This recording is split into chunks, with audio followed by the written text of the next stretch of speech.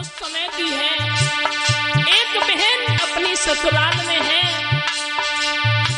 और ससुराल वाले आने नहीं दे रहे हैं, ताने मारते हैं।